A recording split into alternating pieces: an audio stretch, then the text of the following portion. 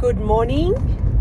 I started posting on social media that I'm going for baby number 2 as a solo mum by choice, 46 years old, and received lots of messages, so thank you. But part of me thought, should I be doing this in public? Because what if, it doesn't work and I'm going through all that disappointment and feelings, and then people will write to me and then I've got to relive it. And it didn't last long, but I knew I was going to keep going because I feel like it's almost like my duty. I feel ready to help people and inspire others who want to go on this journey. And even if it doesn't work out, it's okay. I'll just deal with it as it comes and decide if I'll go again, or decide, do I have to go surrogacy or whatever it is. But like when I did it last time, and then I have lots of women reaching out to me over the 6 years, my son's 6 now, and there was a bunch there that I didn't know what to say to. I wanted to help them, but they said, I don't even want to try. It's not for me because, I do want a baby. I've always wanted one, but I don't want to be disappointed and have to deal with the loss. And, back then I wasn't mature enough, and I probably still had, I'm solo mum shame. I don't know why that is, but I had it, and I was afraid to tell people unless they asked, like, what's your partner? What does he do? And then I'm like, I don't have one. And then I go into the whole story. And so now I'm a lot more confident in myself as a person, and then as a solo mum, knowing how wonderful and all the benefits of it. And I am fully embodying that, and so I'm happy to share. And I almost feel like it's my duty, it's my obligation. I love it, and not it's natural for me, not an obligation as if I don't want to do it. But it comes natural to me to want to help in this way because I can. And I do like actually logging, because when I make a video, it's like I'm journaling. And I don't know about you, but I always forget. I forget about what happens. And like even reflecting back to when I had the first baby, you forget things. And then when I'm trying to think back of, what would someone else need at this time? You forget. So it's good to actually log it. So it's a good release for me, all the good and the bad thoughts. And hopefully it'll inspire other women to know that, it's all right. Life is full of challenges. Seriously, like if life was easy, we'd have no stimulus, we wouldn't grow. And that's where the beauty is. Like when you go to the gym and you want to get fit and get a 6-pack or whatever it is, there's challenges there. You've got to stress your body out to get the results. So you're stressing your body out, that's the challenge.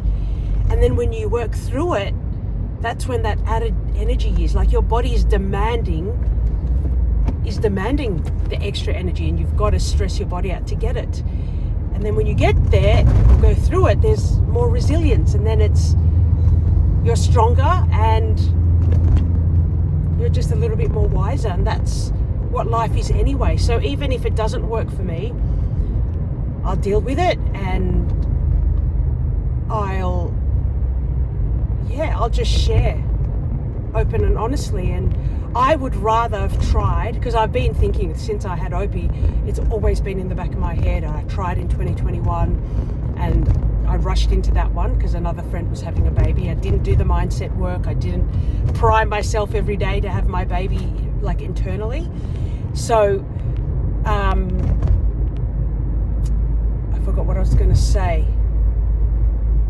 So yeah, I'm just going to go for it, and if it helps someone else, that's all I want, is it to inspire someone else. I'd rather know that I've gone to my deathbed trying, instead of like, I should have. And if you want some inspiration, there's an amazing book by Bronnie Ware. She's an Australian author.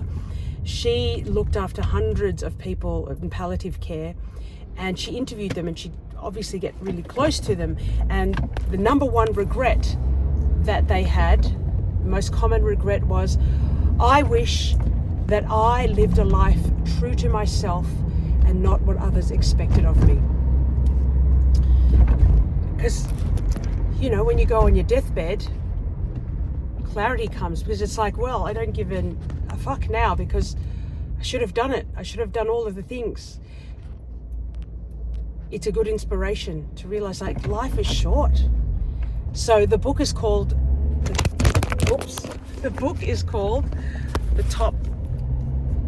the 5 Regrets of the Dying. So great. And even if you get it on Audible, she narrates, so you feel and hear all of her emotion in there. Wonderful book. So, mate, if I can inspire someone to just even try, so they've given it a go at least, that's what I'm there to do. So it feels good. It feels very natural to share and help. All right, follow along for more updates. I've booked the appointment with the fertility doctor. Before I go there, I'm going to go see the GP, because in Australia, I'm sure it's in other parts of the world, you've got to get a referral from your local doctor, your general practitioner.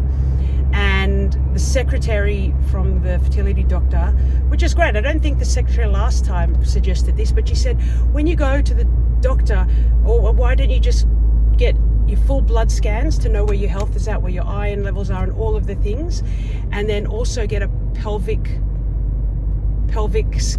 ultrasound, and ask the doctor to write you a referral to get your AMH, which is your anti-Mullerian hormone bloods. So this is a good indication for the fertility doctor to know roughly how many eggs you may have in your body.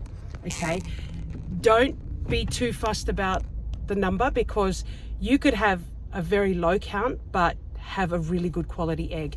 And at 39, I got pregnant on my first transfer. Okay, so I must have had one good quality egg that made one beautiful embryo, and I only had one, and it went in, and it was the magic one. So yes, do that, because then you don't have to go to the fertility doctor, and then she's going to have a consultation with you and go, okay, now you've got to go get this done. So there's more time waiting, and I know my fertility doctor, I can't see her for another 30 days unless there's a cancellation. And then it just saves more time. Okay, so you can just go there, so she can see where your body's at. She can look at your ultrasound, so the ultrasound will show, you know, the shape of your uterus and how it's formed, and that's something that the fertility specialist doctor can work with. And then, of course, knowing where your health is at, where you need to improve, like, do you need more iron, do you need to drink more water? And yeah, of course, you start prepping your body for it. Be vigilant on drinking water, and if you can, drink electrolyte reduced water, which is fully hydrated water. This is what the top athletes drink, like Tiger Woods, Conor McGregor, one of the football teams, Dolphins, I think, they all drink it. It's alkaline water, and it's alive. It charges the water, so it mimics what waterfalls and springs are, because they are constantly running over rocks and minerals. That's what water should be like, because when water gets into your reservoirs, or it comes from the tap, or you're drinking it from bottles, it is actually dead. It's sitting there like apples. You sit there, an apple fruit, it starts to oxidize. So yeah, drink really good water, 2 to 3 liters a day, whole foods, all of the things. And I'm actually going to dive in and see, because I'm a bit older now, 6 years older than before, I'm going to dive in and see what are the best foods to help the follicles and the eggs and my body. So if you want to follow along, I'm going to be sharing like some guided meditations I'm going to make for myself. I've already made one where I'm just speaking on my voice notes in my phone, and just speaking to myself like, oh, I'm an amazing mother, I feel the baby in the womb, like all of that kind of stuff, with epic Hans Zimmer type music in the background, because it's important to prime yourself. You start talking to your body. Remember, your brain doesn't actually know the difference between what's real and what's not. So visualizing, but then speaking together, it really builds up that belief, that delusion belief, that knowing. All right. Follow along for more tips and have an awesome day. Be nice to yourself. Say kind words to yourself every day, because you are the most important investment. Once you start building a good, strong frame in yourself, you will care less about what others think, what society says about, oh, you're a single woman. Oh, you will care less, okay? Because it doesn't really matter what they think. It's what you think and feel for yourself. Your dream, your life. Bye. Have a great day.